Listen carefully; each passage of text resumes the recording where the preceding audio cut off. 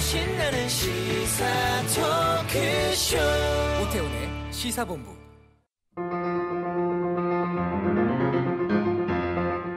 상당히 왜곡되거나 오염된 증거들이 제출이 된 것이고, 그럼에도 불구하고 법원은 이 왜곡되고 오염된 증거들에 기반하여 특검의 주장을 거의 사실상 100%에 가깝게 인정한 것 아닌가. 댓글 조작은 2017년 대통령 선거에 매우 큰 영향을 미쳤습니다.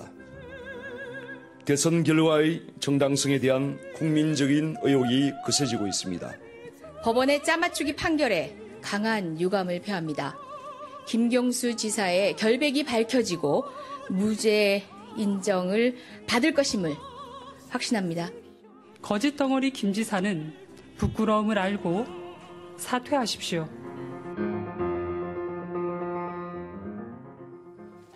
예, 김경수 지사 구속 판결에 대한 여야 정치인들의 입장 들으면서 시작하도록 하겠습니다. 촌철살인의 명쾌한 한마디부터 속 터지는 막말까지 한 주간의 말말말로 정치권 이슈를 정리하는 각설하고 시간입니다.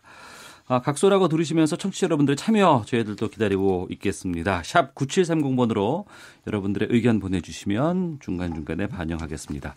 짧은 문자 50원, 긴 문자 100원의 정보 이용료, 어플리케이션 콩은 무료로 참여하실 수가 있습니다. 자, 각설하고 더불어민주당의 최민희 전 의원, 자유한국당의 김영남 전 의원 두 분 자리하셨습니다. 어서 오세요. 네, 안녕하세요. 예. 자, 앞서도 들으셨습니다만 드루킹 김동원 씨 일당에게 포털 사이트 댓글 조작을 지시한 혐의로 재판에 넘겨진 김경수 경남도지사 실형 선고받고 법정 구속됐습니다. 정치권 반응은 앞서 들으신 대로 엇갈리게 지금 나오고 있는데요. 먼저 재판 결과 두 분 어떻게 보셨는지 최민희 의원님 먼저. 저부터요? 예. 그러니까 우선은 대한민국 참 역동적입니다. 그래서 뭐 이슈가 매일매일 터지니까 정신이 없는데 네. 우선 1심 판결입니다. 네. 이게 그래서 사법부 전체에 대한 얘기는 아니고요. 1심 재판부에 대해서 첫째 결론을 정하고 꿰어 맞춘 느낌을 받았습니다. 네. 그래서 그리고 이게 원래 그 선고가 한 차례 연기됐거든요. 그렇습니다. 양승태 전 대법원장 구속영장 청구 시기와 맞물려 연기됐는데 양승태 전 대법원장에게 구속영장이 발부되자마자 이렇게 한 것은 저는 보복성 성격이 있지 않나 생각합니다. 그다음에 두 번째는 사법부가 정치 한복판에 섰다. 일부 판사가. 네. 네, 그래서 당연히 대선 불복 프레임에 밑자락을 깔아준 결과를 낳았다. 그다음에 세 번째는 사법부가 자유한국당 쪽에는 엄청 우호적인데 네. 민주당 쪽에는 이상한 판단을 했다. 왜냐하면 홍준표 전 지사가요. 네. 그 성완종 뇌물 사건으로 1심에서 현직 도지사 신분으로 실형을 선고받았습니다. 예. 그런데 도지사 신분을 고려하여 법정 구속을 하지 않았거든요. 그런데 법정 구속까지 김경수 지사 시키는 것 또한 이건 정말 너무 이상한 상황이고 이 점에 있어서는 야당도 깜짝 놀랐다. 네. 네.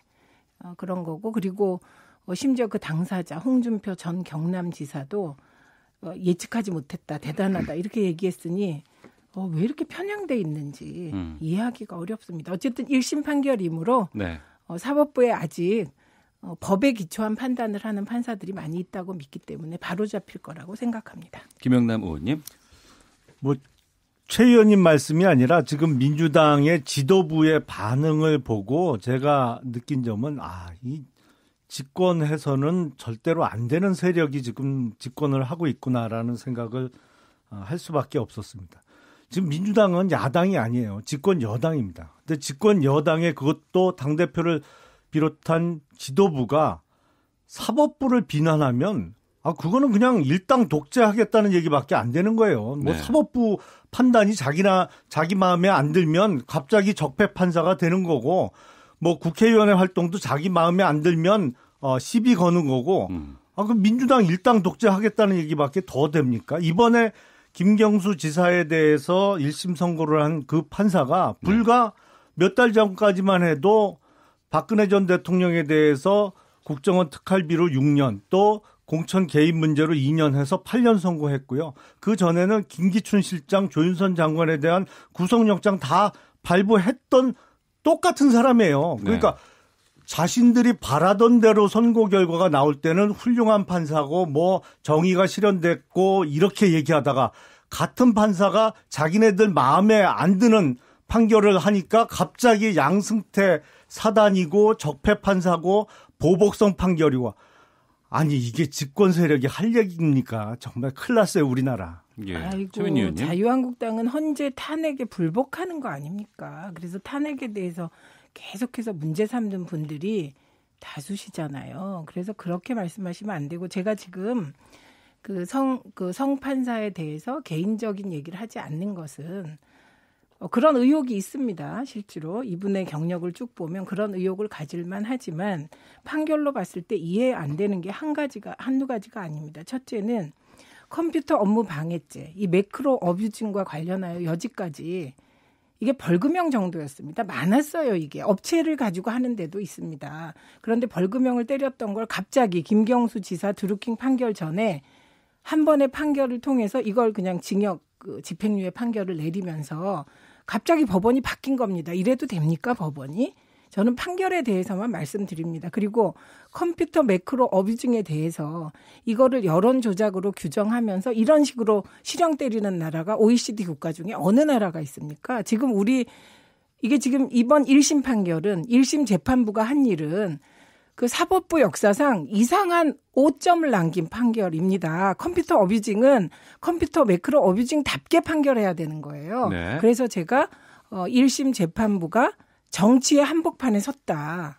예, 이렇게 말씀을 드리는 거고, 그다음에 자격 논란을 할 수 있겠죠. 그러나 저는 뭐 그 별 중요하지 않다고 생각하고 이 판결이 과연 우리나라 과거의 그 판례들에 비추어서 이게 상식에 부합하는 판결인가? 법에 맞는 판결인가? 이렇게 봤을 때 아닌 것이죠. 저는 드루킹에 대해서도 이상한 사람이라고 생각합니다만 드루킹에 대해서도 이 매크로 어뷰징 가지고 실형 때리는 건 이거는 김경수 지사 실형 때리기 위한 자락간 거밖에 안 돼요. 이건 반드시 문제가 될 겁니다. 김영남 의원님.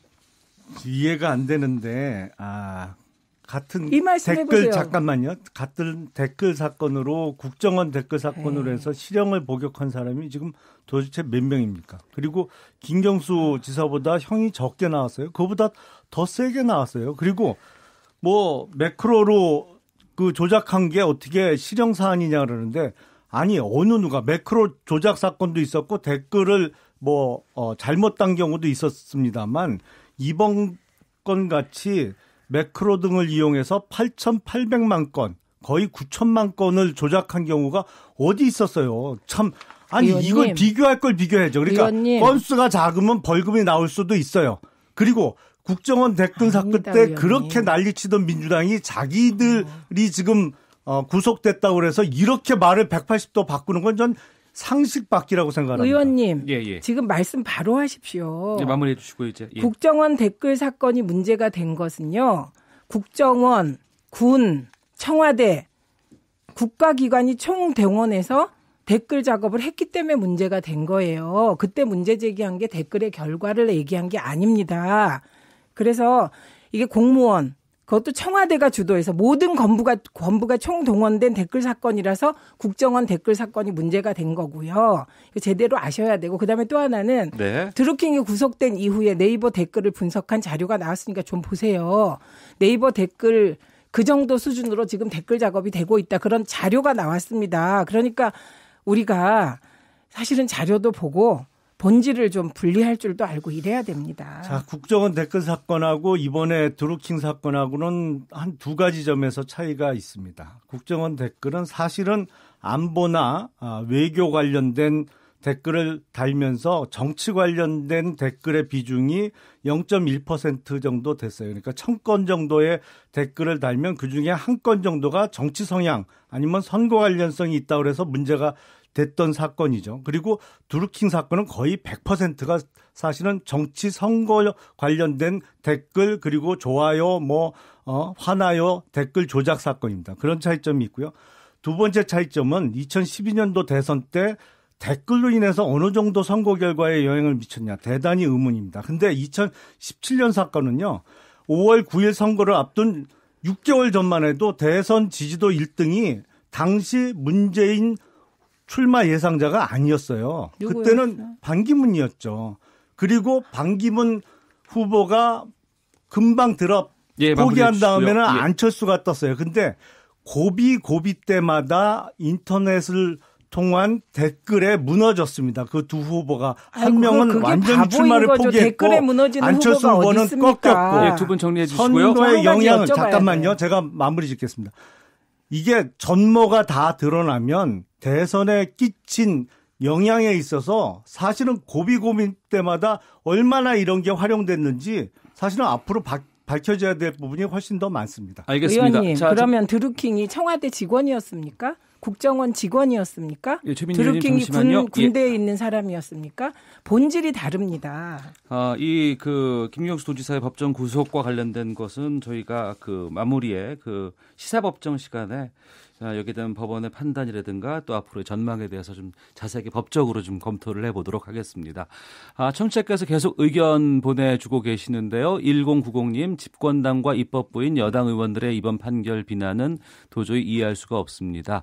도덕적인 잣대가 더욱 엄정해져야 합니다. 8496님, 자기 입맛에 맞으면 정의의 판결이고 맞지 않으면 정치적이고 꽤 맞춘 거라니요 라고 의견 주셨고요. 이왕성님, 양승태 비서였던 판사에게 판결을 맡긴 것에 의심이 가긴 합니다.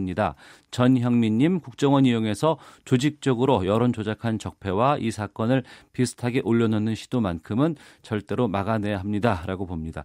현재 지금 대체적으로 의견은 판결에 좀 승복해야 한다는 의견이 좀 많은 상황이라는 것 좀 알려드리고요. 더불어민주당의 최민희 전 의원, 자유한국당의 김영남 전 의원과 각설하고 다음 주제로 좀 가보도록 하겠습니다. 자유한국당 곽상도 의원이 문재인 대통령의 딸 다혜 씨의 가족이 해외 이주와 부동산 거래 등과 관련해 수상한 점이 있다며 각종 의혹을 제기하고 나섰습니다. 여기에 대해서 청와대는 정치적 금도를 벗어난 행위이자 허위사실 유포라며 강하게 반발하고 응분의 조치를 취해야겠다고 밝혔는데요. 자, 여기에 대해서 좀 두 분의 말씀을 좀 들어보도록 하겠습니다. 어떤 의혹 제기인지 김영남 의원께서 좀 말씀해 주시죠. 우선 문 대통령의 사위 서모 씨죠. 서모 씨 명의로 집이 한 채 있었어요. 근데 이제 이게 작년 4월에 이것을 부인한테 증여를 하죠. 뭐 거기까지는 그럴 수도 있습니다. 근데 증여를 받고 나서 그게 4월로 알려져 있는데 그거를 석 달 안에 다른 사람한테 팔아요. 증여받자마자. 그리고 7월 10일 날 매매 계약을 한 이후에 그 다음 날 아마 문다혜 씨하고 자녀가 해외로 이주한 것으로 알려졌습니다. 그리고 그 사위인 서모 씨는 증여한 이후에 그러니까 6월쯤 아마 해외로 이주한 것으로 보이죠. 근데 이런 부동산 거래는 대단히 이례적입니다. 근데 제가 검사로 변호사로 이렇게 한 20년 활동을 하면서 보면 대부분 이게 뭐냐면 강제 집행 면탈범들이 쓰는 그 거래 수법이거든요. 그러니까 부부간에 증여를 하고 증여하자마자 다른 사람한테 매각해버리고 잠적을 하든지 해외 이주하는 거 아니면 다른 방법은 부부간에 위장 이혼을 하면서 재산 분할 형태로 넘겨주는 형태도 있습니다만 이게 몇몇 대표적인 유형 중에 하나예요. 근데 현직 대통령의 딸 부부가 이런 형태의 부동산 거래를 하고 또 대통령 자녀 중에 해외에 거주한 사례가 물론 있습니다. 근데 김영삼 대통령의 경우에는 옛날부터 그전부터 대통령 당선되기 옛날부터 자녀들이 미국 거주한 적이 있었고 현직 대통령의 자녀 중에 일부가 재임 기간 중에 유학을 간 경우도 있어요. 근데 이런 경우는 정말 누가 봐도 이상해요. 이거에 대해서 청와대에서 해명을 해야 되는데 해명을 지금 안 하고 있는 것이죠. 그래서 뭐가 문제입니까? 예. 그래서 뭐가 문제입니까? 첫째, 그 서모 씨 명의 집 한 채를 다혜 씨가에게 증여했다. 증여세 안 냈습니까? 답해보세요. 증여세 안 냈습니까? 자, 증여세 지금 냈잖아요. 그리고 그다음에 석 달 안에 팔았다. 그게 뭐가 문제입니까? 그래서 수상하다고 얘기하지 말고 법적으로 뭐가 문제가 되면 어떤 문제가 있는지 얘기해 보세요. 지금 막연하게 얘기하지 말고. 말씀드리겠습니다. 지금 한간의 의혹은 문 대통령의 사이인 서모 씨가 다니던 게임 회사에 갑자기 정부 지원금이 200억이 나오고 그중에 30억 정도가 유용이 된 돼서 문제가 있는 거 아니냐라는 의혹이 있습니다. 그래서 그 30억 원의 뭐 횡령 내지는 사적인 유용과 관련된 해외 이주 아니냐 이런 한간의 의혹이 있거든요. 의원님 그러니까 한간이 어디입니까? 자, 그러면 청와대에서 아니, 일단 한간이 잠깐만요. 어디입니까? 자, 청와대에서 일단 다혜 씨 부부의 국내 거주 아니면 해외 이주 여부부터 답을 하고 그리고 해외로 갔다면 왜 갔는지는 대답을 내놔야죠. 이런 방구 그 부분에 대해서는 대답도 안 하면서 김성태 전 대표요. KT 딸 특혜 의혹부터 해명하십시오. 지금 언론도 이러면 안 되고 자유한국당 이러면 안 됩니다. 아무리 의혹을 제기해도 금도가 있는 거지. 정부지원금 200억이 들어갔는데 30억 유용했다? 이런 말 함부로 하시면 됩니까? 그런 이거 진짜 사실 아니고 있습니다. 의원님 책임져야 됩니다. 이거 사실 아닙니다. 자, 그런 제가 확실히 말씀드립니다. 예. 세간 어디냐고요? 의혹이 세간 어디냐고요? 그리고 저는 대통령 딸로 사는 게 이렇게 힘든 거구나. 이게 서모 씨가 해외 취업을 한 것으로 알고 있습니다. 그래서 해외 취업을 해서 이제 6월에 먼저 나갔고 그럼 이 집을 어떡하냐. 놔두고 가면 또 뭐라고 하니 그 집을 팔고 이제 아이 그 학교 문제가 있기 때문에 외국으로 간 겁니다.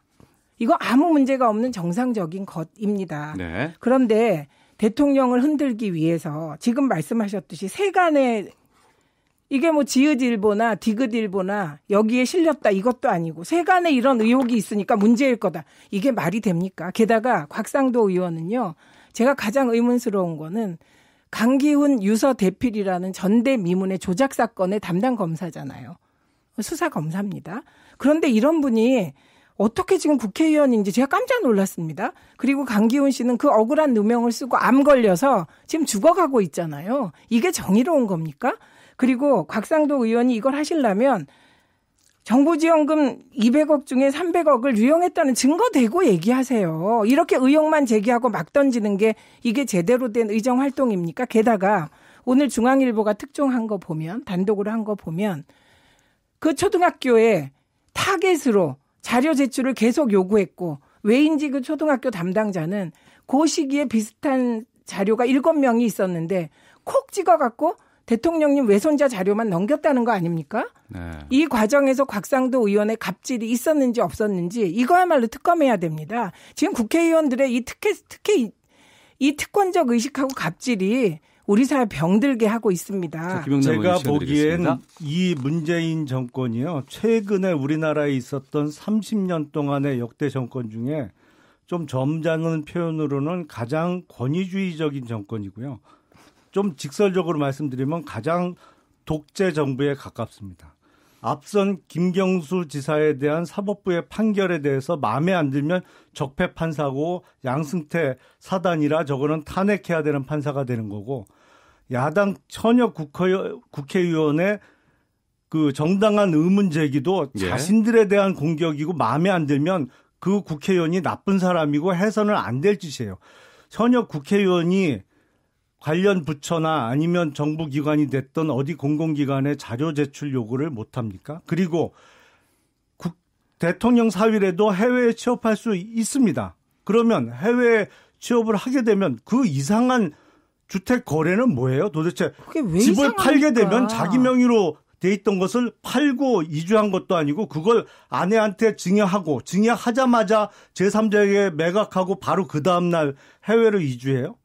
아니 이걸 어떻게 이해하라는 거예요. 그리고 대통령의 자녀 이게 지금 누구도 의혹을 제기해야 돼서는 안 될 사적 영역입니까? 우리나라 아니죠. 역대 대통령 가족들이 그랬습니까? 그러면 청와대 민정수석실에서 왜 대통령에 대한 친인척에 대한 그동안 감시 감독을 그렇게 철저히 해왔어요. 예, 아니 그게 사인이라서 그러면 그렇게 했습니까? 의원님 말씀을 제대로 하셔야죠. 의정활동이 1분 드리고 의정활동을 할 때 막 던지는 게 의정활동입니까? 구체적인 자료와 증거를 가지고 국민들께 의혹을 제기하는 게 의정활동이고요. 이렇게 막 던지면 인터넷 찌라시 활동과 의정활동이 뭐가 다릅니까? 구체적인 증거와 자료로서 제시하면 아니 자료 제출했더니 배치하죠. 그 자료 왜 구했냐 어떻게 구했냐 그게 아니죠. 자료 구한 것 자체가 갑질이다 이런 말씀하고 아니죠. 계시면서 갑질인지 자료 제출하는 아닌지 게 말이 돼요 얘기하자는 지금? 거잖아요. 지금 무슨 얘기하십니까? 본질이. 예, 두 분 초등학생에게 인권이 목소리 없습니까? 좀 그럼? 낮춰주시고요. 잠시만요. 제가 잠시 개입하고 가도록 하겠습니다. 청취자 의견 소개해드리고 잠시 쉬었다가 계속해서 두 분과 말씀 좀 가도록 하겠습니다. 4531님, 그간 우리나라 대통령 일가의 역사가 가족들의 비리로 얼룩져 있었던 것도 사실입니다. 의혹 제기도 못합니까? 라는 의견 보내주셨고, 3804님, 대통령 자녀 문제까지 시비를 걸면 어찌 대통령 하겠습니까? 7910님, 대통령 외손자 학적부 사건은 미성년자 보호법에 저촉됩니다. 좀 생각이 짧은 일이었다 생각됩니다. 이정복님, 대통령의 딸이 대통령의 임기 기간에 해외로 이주하는 것 자체가 모양새가 좋지 않아 보입니다. 라는 의견도 보내주고 계십니다.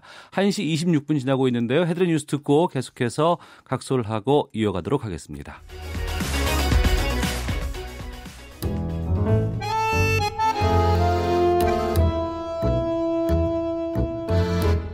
지금 우리는 좌파 정권과 치열하게 싸워야 총선 압승을 통해서 좌파 개헌을 막고 대선 승리의 발판을 만들어야 제가 남은 모든 것을 던져 당의 재건과 정권 탈환에 앞장서도록 하겠습니다.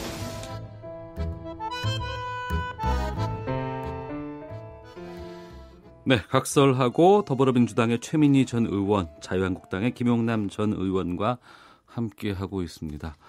오늘 시사본부 이래로 문자가 터져버렸습니다. 지금 너무나 많은 양의 문자가 좀 오고 있고 1927님, 두 분 우선 화해하세요. 두 분 화끈한 케미로 인해서 문자 이용료 많이 들게 됐네요. 9613님, 각설하고 감론을박 듣다 보면 화가 날 때도 많습니다. 좀 더 차분하게 토론해 주십시오. 7821님, 정말 열띤 토론입니다. 두 분 다 응원합니다. 라고 문자 사연 보내주고 계십니다. 제가 사과드리겠습니다. 왜냐하면 너무 억울한 상황이라 제가 너무 정서적으로 반응을 보였습니다. 죄송합니다. 아니 제가 평소에 최 의원님 깍듯하게 누님으로 큰 누님으로 잘 모시는데 저도 약간 흥분했던 것 같습니다. 죄송합니다. 제가 감사드리겠습니다. 고맙습니다. 예. 자, 더불어민주당의 최민희 전 의원, 자유한국당의 김용남 전 의원과 하고 있는데요. 홍준표 전 대표가 출판 기념회를 통해서 당대표 도전을 어제 발표를 했습니다. 앞서서 목소리도 좀 음성도 들을 수가 있었습니다. 홍 전 대표는 문재인 정권에 맞서 싸워야 할 우리 당이 도로 병역비리당, 도로 탄핵당, 도로 웰빙당이 되려 한다고 출사표를 던졌는데요. 이 출판 기념회 발언들 두 분 어떻게 보셨는지 먼저 김용남 의원님 가장 인상 깊게 들었던 발언은 어떤 걸 말씀하실까요? 솔직히 말씀드리면 관심이 없어서 듣지 않았습니다. 듣지 않았고요. 예. 그 출판 기념회 며칠 전에 아마 그 기사를 보니까 당을 내가 살려놨더니 엉뚱한 사람들이 와서 당대표를 하려고 한다. 뭐 이런 발언이 있었더라고요. 예. 영화 대사가 생각나죠. 참 어이가 없네. 아니 작년 6월 지방선거를 생각해 보면 정말 참패를 했죠. 그때 한국당이. 근데 그때 후보들이 난리였어요. 사실은 당대표가 자기 지역에 지원 유세를 올까봐 막 도망 다니고 그랬거든요. 그게 불과 이제 반년 전인데, 그래서 지방선거 참패 이후에 물러나고 비대위 체계로 가서 지금 요번에 이제 새로운 당대표를 뽑는 전당대회인데, 직전 당대표 했던 분이 다시 출마를 했습니다. 재차 참 어이가 없습니다. 예. 홍 전 대표는 탄핵 총리가 당대표를 하겠다고 나서니 당이 과거로 회귀할 수 있겠다는 우려가 들어서 불가피하게 출마를 결심했다라고 말씀을 하셨어요. 이제 황교안 전 총리를 겨냥한 것으로 보이는데 최민희 의원께서도 말씀해 주시죠. 홍 전 대표의 그 말은 좀 설득력이 있는 말입니다. 왜냐하면 황교안 전 권한대행 그러면 당연히 박근혜의 사람 뭐 이렇게 되고 그럼 박근혜 대통령 탄핵 때 권한대행 했으니 탄핵의 추억이 불러일으켜지는 그건 맞는 것 같습니다. 그리고 근데 홍 전 대표가 출마하는 게 그럼 과연 또 그건 문제가 없냐. 그건 좀 아까 김용남 의원님이 너무 명확하게 말씀해 주셨기 때문에 보태는 말씀이 없습니다. 그러니까 이게 저는 어떻게 보면 유시민 이사장의 나비 효과가 이렇게 막 퍼지는 거라고 보는데 유시민 이사장이 본인은 정치를 안 한다 하는데 그럴수록 몸값이 올라가서 진보의 주자처럼 우뚝 서 있습니다. 그런데 그러자 홍준표 전 대표가 내가 맞서겠다. 그래서 내가 보수의 주자가 되겠다. 이렇게 선언을 하니까 아마도 황교안 전 총리가 홍준표 대표가 나오려는 조짐이 보이니까 자유한국당에서는 사실 홍준표 전 대표가 대표되는 거 용납 못하는 분들이 많을 거예요. 중간선거 참패했기 때문에. 그러니까 황교안 전 총리를 어떤 그룹은 좀 빨리 불러낸 게 아닌가 싶습니다. 그래서 이게 모든 게 진영 논리를 비판하는 분도 계십니다만 정치란 진영 싸움이고 진영의 대표 주자가 누구냐 이렇게 가는 것이거든요. 그래서 이게 유시민 나비 효과구나 이런 측면도 있다고 봅니다만 어쨌든 홍준표 전 대표님이 다시 돌아와서 막말 대표가 되시는 것은 그건 뭐 그렇죠. 민주당이 바라는 바 아닌가요? 네. 그럼에도 불구하고 홍준표 대표가 이런 지금 당선 가능성이나 이런 부분에서도 좀 어려운 부분들을 예측하는 분들도 많이 계시거든요. 그럼에도 나온 이유는 무엇이라고 보세요? 일단은 노세한 정치인의 초조함이죠. 그러니까 정치인들이 자기 나이하고 앞으로 남은 정치 생명을 자주 계산을 합니다. 그래서 홍준표 전 대표께서 아마 본인이 평소에 그 주민등록상의 나이보다 두세 살이 많다고 주장을 사석에서 많이 하시는데 그래서 보통 두세 살 위하고 그냥 맘먹어요. 내가 사실은 호적이 잘못됐다라고.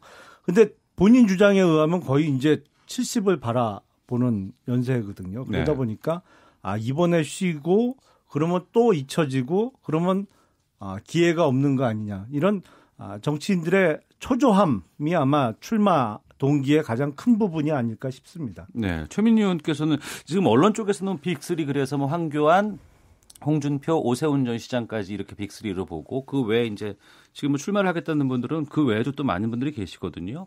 어떻게 전망하십니까?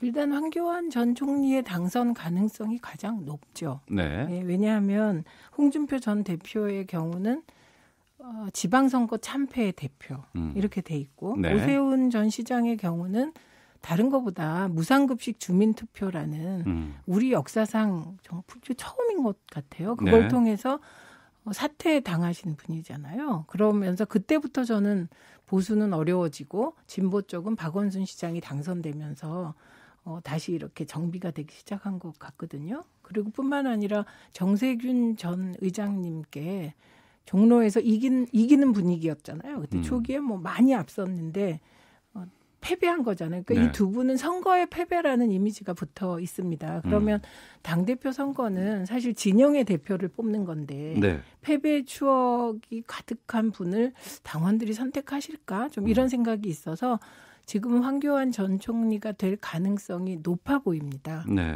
오세훈 전 시장과 황교안 전 총리의 책임당원 자격에 대해서 이제 논란이 있지 않았습니까? 자유한국당 선관위는 출마 논란 일단락한 분위기로 지금 알고 있는데 이게 비대위 추인을 받아야 된다면서요? 그렇죠. 여기서 변할 가능성은 어떻게 보십니까?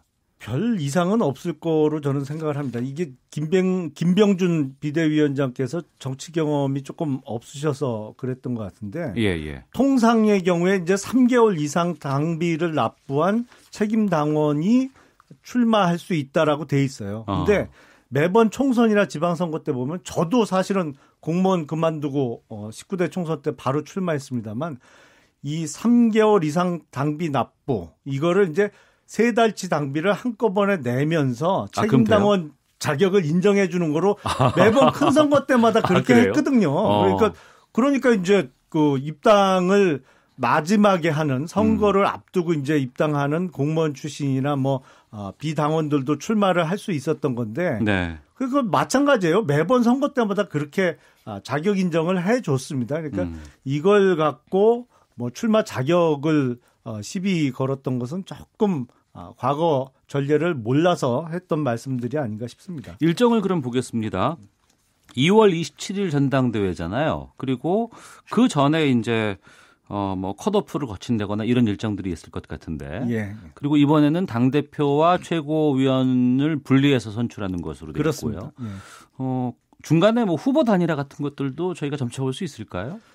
이제 지금 당 대표 출마하겠다는 분들이 많이 있죠. 7, 8분 있고 그 중에 한 분이었던 조경태 의원은 이제 최고위원으로 돌렸어요. 당 대표가 아니라 최고위원으로 출마하겠다고.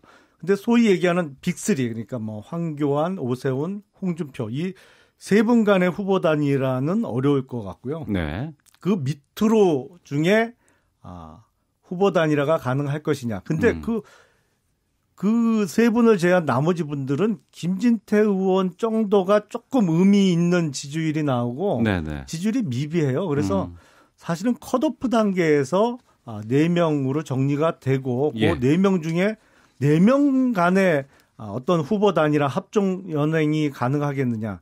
그거는 조금 어렵지 않을까. 그래서 4명이 그대로 전당대회를 치르는 형태로 가지 않을까라고 조심스럽게 예상해 봅니다. 알겠습니다. 최민희 의원님. 저는 홍준표, 오세훈 두 분이 막판 단일화를 통해 반전을 꾀하는 방법은 있겠구나 이렇게 생각합니다. 근데 그걸 해내실 수 있을지는 모르겠고 김병준 비대위원장이 치사한 분은 아니다. 이게 이번에 증명된 겁니다. 왜냐하면 김병준 비대위원장이 황교안, 홍준표, 오세훈 다 나오지 마라. 대표 나오면 그랬었죠. 내가 특단의 조치를 취하겠다는 식의 발언을 본인이 하셨는데. 불출마 선언하면서. 근데 치사하게 하려면 비대위에서 걸 수 있습니다, 사실. 근데 그건 안 걸겠다니까 김병준 비대위원장이 치사하진 않다. 네. 이걸 확인하게 되었습니다. 알겠습니다. 다행입니다. 치사하지 않아서. 한 주간의 정치권 말 들여다보는 각설하고 최민희 더불어민주당 전 의원, 김용남 자유한국당 전 의원 두 분과 함께했습니다. 두 분 오늘 말씀 치열한 토론 고맙습니다. 감사합니다. 죄송합니다. 고맙습니다.